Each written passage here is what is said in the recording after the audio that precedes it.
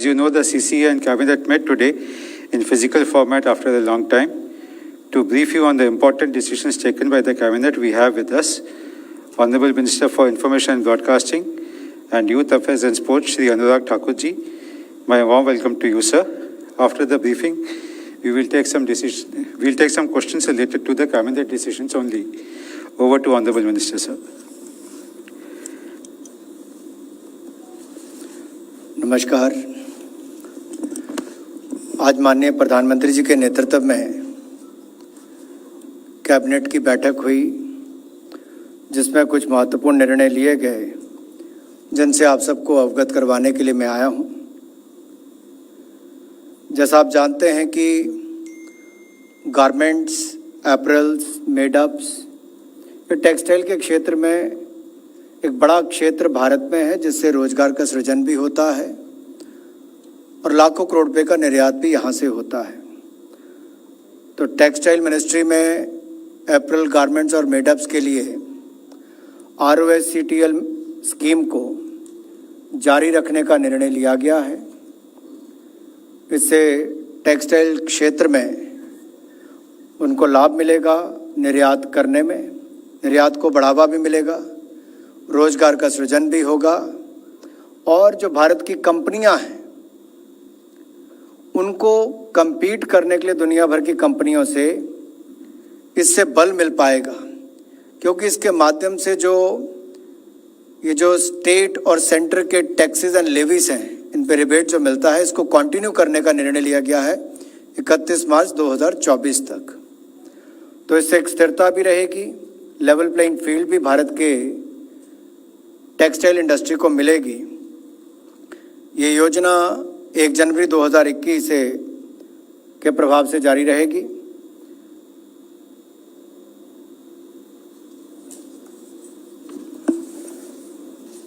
इसके अलावा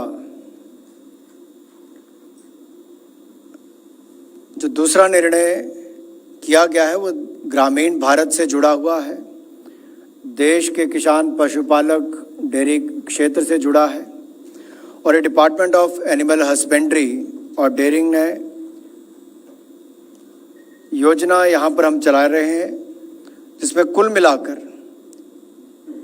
9,800 करोड़ रुपया जहाँ केंद्र सरकार खर्च करेगी, व्यय करेगी, वहीं पशुपालन क्षेत्र में अनुमानित निवेश जो है वो लगभग 54,618 करोड़ रुपये के लगभग आएगा।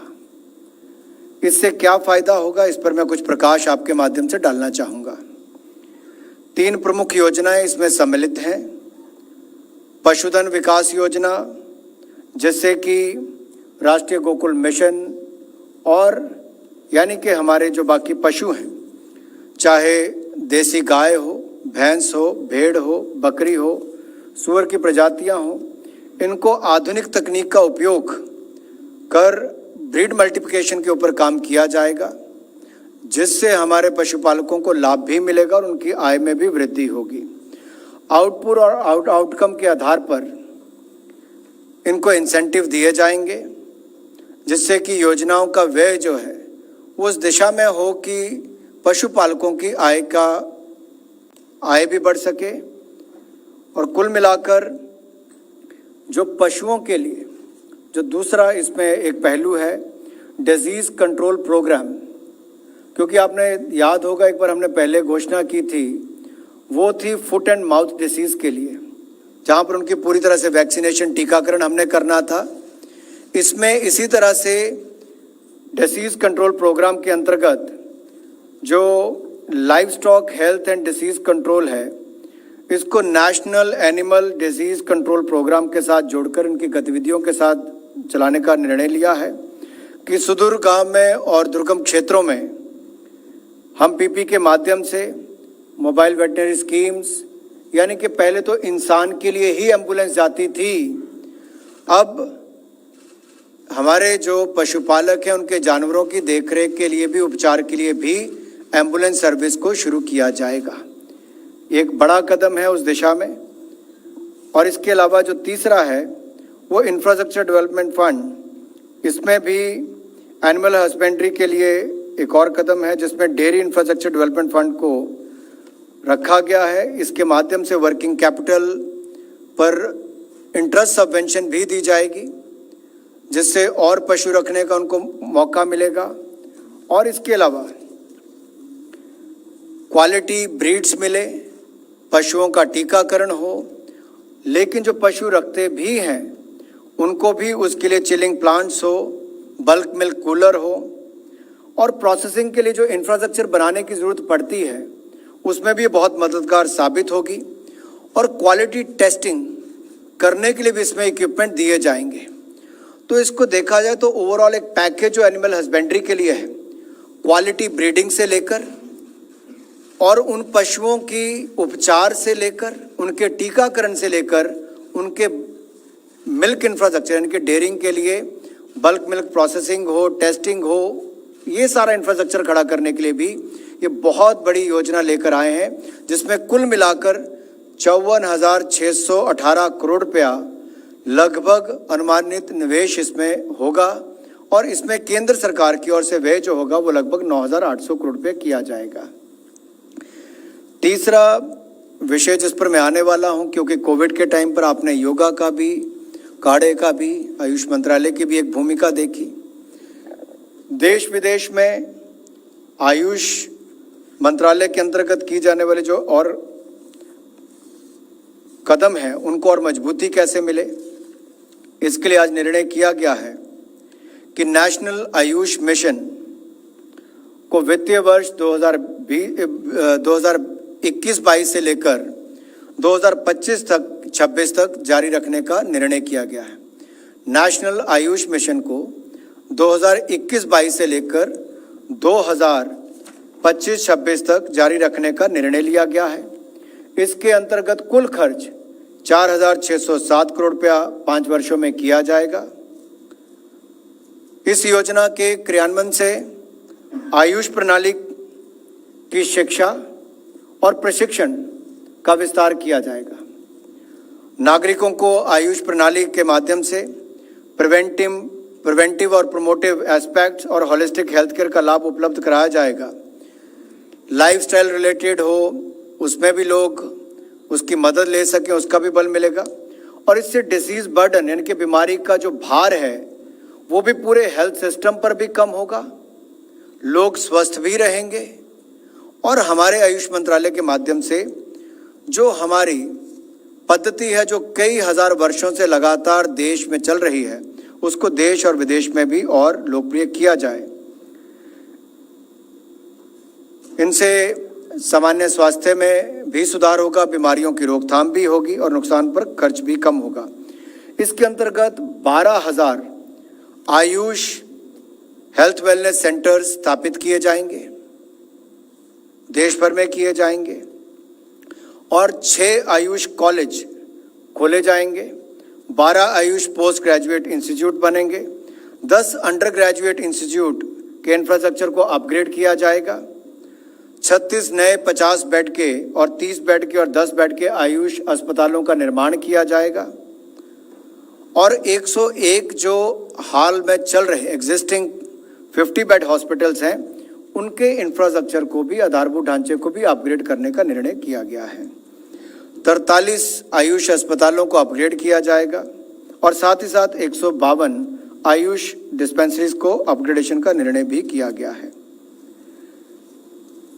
इससे आयुष के माध्यम से होलिस्टिक हेल्थ और वेलनेस की संकल्पना के अनुरूप, जो मैंने पहले भी कहा आपसे कि preventive, promotive and curative health care को प्रोत्साहन देने के लिए इन सब कंपोनेंट्स को इसके साथ जोड़ा गया है। इसके कई और भी बिंदु हैं, डिटेल प्रेस नोट में आपके पास वो आ भी जाएंगे। एक और निर्णय जो आपको जानकारी ही है कि पासीघाट अरुणाचल प्रदेश में जो हमारा आयुष मंत्रालय का north eastern institute of folk medicine है, NEIFM, अब उसमें थोड़ी तब्दीली की गई है, उसका निर्णय किया गया है। अब ये north eastern institute of Ayurveda and folk medicine research होगा, यानी कि इस पे आयुर्वेद को भी जोड़ा गया है, रिसर्च को भी बल मिलेगा। और इससे हमारी जो ट्रांस हिमालयन रीजन है उत्तर भारत के जम्मू कश्मीर, हिमाचल, उत्तराखंड से लेकर पूर्वोत्तर तक के राज्यों तक जो मेडिसिनल वैल्यू है उस पर रिसर्च करके उसको आयुर्वेद को और बाकी आयुष मंत्रालय के अंतर्गत आने वाले सभी को ही, यूनानी, सिद्धा और होम्योपैथी, बाकी सबको भी उससे बल मिले, रिसर्च पर भी बल मिलेगा और कुल मिलाकर आयुष मंत्रालय को जो ये इंस्टीट्यूट है उसका केवल नाम ही नहीं बदला गया, उसके काम में भी और वृद्धि की गई है। जैसा आप सबको विदित है, देश से चाहे एक्सपोर्ट हो, इंपोर्ट हो, शिपिंग की बहुत बड़ी एक भूमिका रहती है और इसी दृष्टि से जो मर्चेंट शिप्स हैं उसके लिए शिपिंग मंत्रालय का एक काफ़ी लंबे समय से प्रस्ताव चल रहा था कि इस पे निर्णय करना चाहिए। जो पोर्ट, शिपिंग और वाटरवेज का हमारा मंत्रालय है उसने मर्चेंट शिप्स के भारत में रजिस्ट्रेशन को प्रोत्साहन देने के लिए सब्सिडी सपोर्ट दिए जाने की मांग की थी। आज उस पर भी निर्णय किया गया है, क्योंकि लगभग 30 सालों में ये देखा गया कि कार्गो में तो वृद्धि हुई है, लगभग 11.5% वार्षिक दर से अगर देखा जाए वृद्धि हुई है, लेकिन कुल मिलाकर उसमें जो भारतीय जहाज़ों की हिस्सेदारी थी वो कम होती चली गई। तो आत्मनिर्भर भारत, जहां एक और टेक्सटाइल सेगमेंट में ROSCTL को जो निर्णय किया गया कि 31 मार्च 2024 तक कंटिन्यू किया जाएगा, उसमें आत्मनिर्भर भारत और मेक इन इंडिया को बल देगा। वहीं पर शिपिंग इंडस्ट्री के लिए आत्मनिर्भर भारत में भारतीय शिप्स की रजिस्ट्रेशन भी ज़्यादा हो, इंडियन फ्लैग्स के साथ ज़्यादा हो, सब्सिडी सपोर्ट भी दी जाए। लेकिन साथ ही साथ अगर आप देखेंगे हमारे जो सेंट्रल PSCs हैं, जब वो बाहर से इंपोर्ट भी करते हैं तब भी उन्होंने एक दिया होता था उसमें ऑप्शन की राइट ऑफ फर्स्ट रिफ्यूज़ल। जो ट्रांसपोर्ट के टेंडर्स थे उसमें इंडियन शिपिंग कंपनीज को राइट ऑफ फर्स्ट रिफ्यूज़ल का इस तरह से दिया जाता था ताकि वो L1 पे जो आता था उसको मैच कर सकें, लेकिन भारतीय कंपनीज उनको मैच नहीं कर पाती थी। ये जो मैं अभी आपको निर्णय का थोड़ा विस्तार में बताने वाला हूँ, इससे आपको जानकारी मिलेगी इससे किस तरह से भारतीय कंपनीज compete भी कर पाएंगी, भारतीय शिपिंग इंडस्ट्री को बल भी मिलेगा, इंडियन फ्लैग उन शिप्स पर लगा होगा, उनको और ताकत मिलेगी, रजिस्ट्रेशन में भी सब्सिडी सपोर्ट के साथ साथ उनको और भी इंसेंटिव दिए जाएंगे। केंद्र सरकार ने निर्णय लिया है कि मंत्रालयों व CPSCs के द्वारा इंपोर्ट किए जा रहे कार्गो के लिए भारतीय जहाज़ों को राइट ऑफ फर्स्ट रिफ्यूज़ल के साथ साथ सब्सिडी भी दी जाए। जिन जहाज़ों में भारत में फ्लैगिंग 1 फरवरी 2021 के बाद हुई है, यदि वो 10 से 20 वर्ष पुराने हैं तो उन्हें L1 की दर के 10% तक की सब्सिडी दी जाएगी। यदि वे 10 वर्ष से कम पुराने हैं तो उन्हें L1 की दर के 15% तक सब्सिडी दी जा सकेगी। और सब्सिडी की जो दर है वो प्रति वर्ष 1% कम होती जाएगी जब तक कि ये जो दोनों श्रेणियां मैंने आपको बताई उसमें घटकर क्रमशः 5% और 10% ना हो जाए। इसके अलावा जो शिप्स पहले ही इंडियन फ्लैग्ड हैं, जिनके ऊपर भारत का झंडा रजिस्ट्रेशन उस पर लगी है, उनको 1 फरवरी 2021 को 10 वर्ष से कम पुराने उन्हें 10% और यदि 10 वर्ष से 20 वर्ष साल पुराने हैं तो उन्हें L1 के 5% की दर राशि सब्सिडी के रूप में दी जाएगी। यदि किसी टेंडर में भारतीय कंपनी की दर L1 होती है तो ऐसे मामले में सब्सिडी नहीं दी जाएगी तथा 20 वर्ष से अधिक पुराने जहाज भी सब्सिडी के लिए एलिजिबल नहीं होंगे। तो सब्सिडी के अलावा भी भारत में रजिस्ट्रेशन को प्रोत्साहन देने के लिए मर्चेंट शिप्स को 72 घंटे के अंदर ऑनलाइन रजिस्ट्रेशन करने तथा 30 30 दिन के अंदर अपने क्रू को भारतीय क्रू से बदलने को अनुमति देने के कार्य किया जा रहा है। ये भी एक उसमें इस योजना पर कुल मिलाकर अगले 5 वर्षों में 1624 करोड़ रुपया खर्च किया जाएगा। भारतीय शिपिंग इंडस्ट्री को बल देने के लिए अगले 5 वर्षों में 1624 करोड़ रुपया खर्च किया जाएगा। इसमें भारतीय शिपिंग इंडस्ट्री को बल भी मिलेगा और हमारे भारतीय कंपनीज को जहां एक और बल मिलेगा, भारत के लोगों को भी उसमें नौकरी करने के लिए युवाओं को बहुत सारे अवसर मिलेंगे। इस निर्णय को इस दृष्टि से लिया गया है। इस योजना से जो रोजगार के अवसर मिलेंगे, इसके अलावा हमारा जो एंसिलरी इंडस्ट्रीज है उनको भी बल मिलेगा, उनका भी विकास होगा। भारत की एनर्जी और फूड सिक्योरिटी को सुनिश्चित करने में भी इसकी सहायता मिलेगी और जो विदेशी मुद्रा थी उसकी बचत भी इसके माध्यम से हो पाएगी। जैसा आप सब जानते हैं, जुडिशरी का लोकतंत्र में और भारत में तो बहुत बड़ा एक रोल है, सभी देशों में होता है। तो एक सेंट्रल स्पॉन्सर्ड स्कीम जो है, जो डिस्ट्रिक्ट एंड सबऑर्डिनेट कोर्ट्स के लिए है, जहां पर इंफ्रास्ट्रक्चर फैसिलिटीज के निर्माण का ये योजना चलती है, इसको भी 2021-22 से लेकर अब 2025-26 तक जारी रखने का निर्णय किया गया है। इस योजना पर कुल मिलाकर 9,000 करोड़ रुपया खर्च होगा और इस योजना में लगभग 5,357 करोड़ रुपया केंद्र सरकार की ओर से वहन किए जाएंगे। जो विभाग से जानकारी है उसके हिसाब से लगभग अतिरिक्त 3800 कोर्ट हॉल्स, 4,000 रेजिडेंशियल यूनिट्स बनाए जाने की आवश्यकता है। उसकी पूर्ति करने का इसमें काम किया जाएगा। इसमें से 2,423 कोर्ट हॉल्स और 1,857 रेजिडेंशियल यूनिट्स वर्तमान में निर्माणाधीन है और इस स्कीम के स्कोप में विस्तार करने का भी प्रावधान होगा। इसमें टॉयलेट्स का निर्माण और आधारभूत ढांचे से जुड़ी हुई जो भी आवश्यकताएं होंगी, इससे वो बल मिलेगा और इंफ्रास्ट्रक्चर में भी सुधार होगा।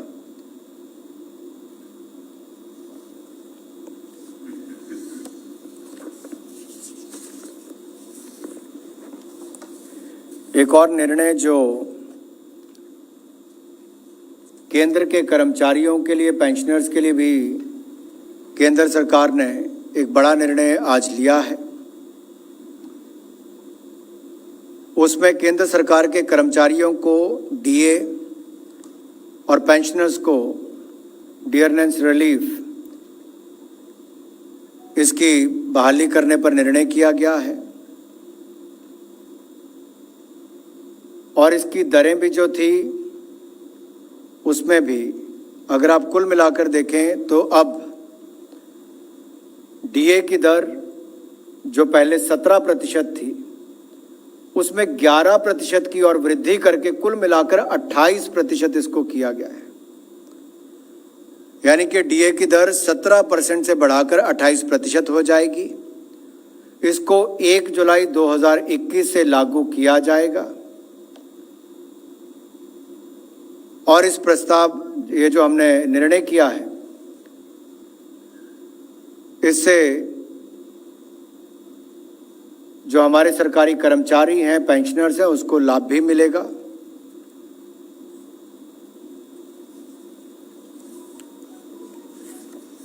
और इसके पीछे कारण कोविड की परिस्थितियां थी, जो 1 जनवरी पिछले साल से इसको जब बंद किया गया था। तो मैं एक बार फिर आपके लिए इसको दोबारा बोल देता हूं, क्योंकि बहुत बड़े वर्ग को ये प्रभावित करती है। लगभग 48,34,000 केंद्रीय कर्मचारियों को और 65,26,000 पेंशनर्स को इसका सीधा लाभ मिलेगा। इन view of the unprecedented situation which arose due to the COVID-19 pandemic, 3 additional installments of dearness allowance to the central government employees and dearness relief to the pensioners which were due from 1st Jan 2020, 1st July 2020, and 1st January 2020, which has been frozen. Now the central government has decided to increase the dearness allowance. The government has decided to increase the dearness allowance to central government employees and dearness relief to the pensioners with effect from 1st July 2021 to 28%, representing an increase of 11% over the existing rate of 17% of the basic pay or pension. The increase reflects additional installments arising on 1st Jan, जो मैंने आपको पहले भी कहा, 1st Jan 2020, 1st July 2020 and 1st January 2021. The rate of dearness allowance, dearness relief for the period 1st Jan 2020 to 36 2020 shall remain 17%.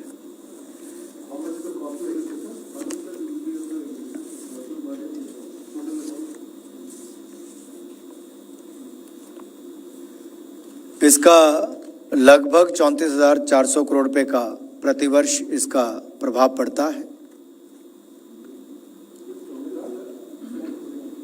401 crore, 34,401 crore में।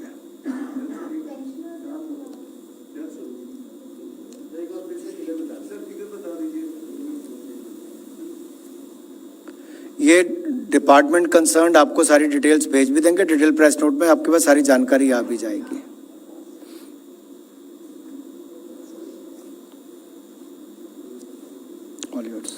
Thank you very much, sir. We will now take some questions. Okay, 16.